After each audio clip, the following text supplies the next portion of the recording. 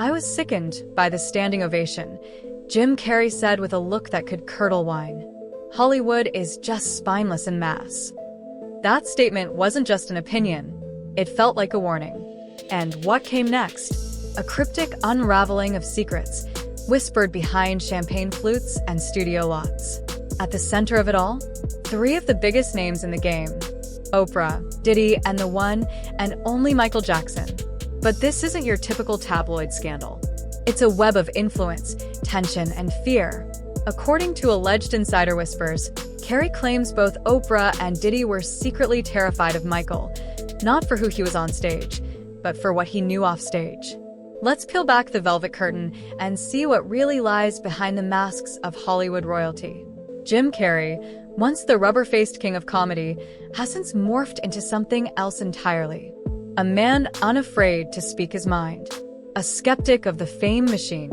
In recent years, he's traded slapstick for soul-searching and punchlines for philosophical bombshells. And according to alleged accounts, he didn't hold back when it came to Michael Jackson. Sources say Carrey has made private remarks suggesting that Michael had a gravitational pull over even the most powerful in the industry. That Oprah Winfrey and Sean Diddy Combs were, behind their polished facades, visibly shaken in Michael's presence. Not out of awe, out of unease. And for someone like Jim Carrey, who's always danced on the edge of comedy and chaos, exposing that truth may have felt like both duty and vengeance. Michael Jackson wasn't just famous, he was elemental. Like fire, wind, or a thunderclap. The man redefined pop culture, shattered barriers, and captivated billions. But with that magnitude came something else: mystery. People didn't just love Michael. They were pulled to him, mesmerized, intrigued, and in some cases, allegedly, terrified. It wasn't just the glove or the moonwalk. It was the sense that Michael knew things, that he walked among the elite, but didn't belong to them. According to Carrey's supposed commentary, even industry titans like Oprah and Diddy felt the tremors of Jackson's untamed force. Because Michael didn't chase power. He was power. In 1993, Oprah interviewed Michael in what became one of the most-watched television specials of all time. Over 90 million people tuned in. She was the queen of daytime. He was the king of pop. And for one night, their worlds collided. The interview was vulnerable, raw. Michael opened up about his skin condition, childhood abuse, and the weight of fame. But beneath the smiles and carefully framed questions, insiders say Oprah left that interview unsettled. Allegedly, she couldn't quite pin him down. He wasn't interested in fitting the narrative. He didn't perform vulnerability, he lived it. And to someone who made a career out of controlling conversations, that was dangerous. Jim Carrey's alleged claim? Oprah respected Michael's talent, but feared his unpredictability, his refusal to play the game.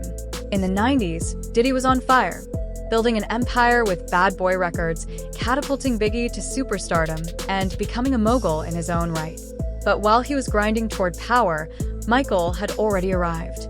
According to Jim's supposed account, Diddy admired MJ publicly, but was privately unnerved by him. Why?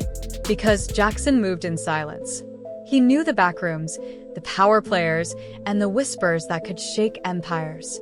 Carrey allegedly suggests Diddy felt MJ was a walking vault, one that held keys to secrets that could shatter the illusion of success built on image and deals.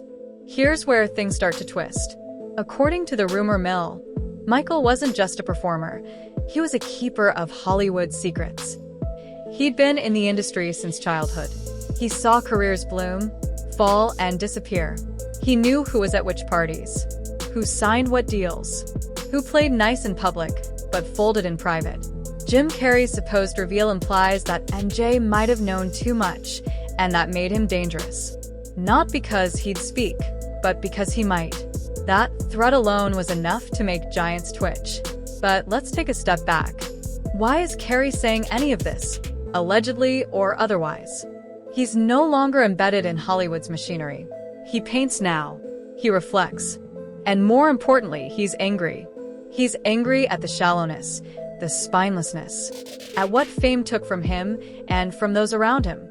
Some say this entire narrative is Carrey projecting, turning Michael into a symbol of everything that once mattered before it was devoured by PR teams and publicists. And maybe he's using Oprah and Diddy as metaphors, not for villains, but for the system itself. Let's paint the picture. Oprah, the master of controlled storytelling. Diddy, the image-obsessed empire builder. And Michael, the wild card who didn't follow the script. It's like a cosmic triangle of fame, each one powerful in their own domain, but only one of them untouchable. And that's what allegedly scared the other two. Because you can control what you understand. You can strategize against competition, but you can't plan for chaos. And Michael Jackson was chaos wrapped in glitter. Remember when Jim Carrey said, "We're not the cool club anymore"? That wasn't about fame, it was about integrity. Jim watched Hollywood morph into something hollow, where legends became liabilities, and truth was just another PR problem. He saw Michael not as a pop star, but as the last icon who didn't sell out, who didn't sign the unspoken contract, who refused to be tamed. Maybe that's why Carrey exited the game. And maybe that's why this story still burns in his mind. There's power in silence, especially in a world that thrives on noise. Michael rarely clapped back. He didn't tweet. He didn't rant.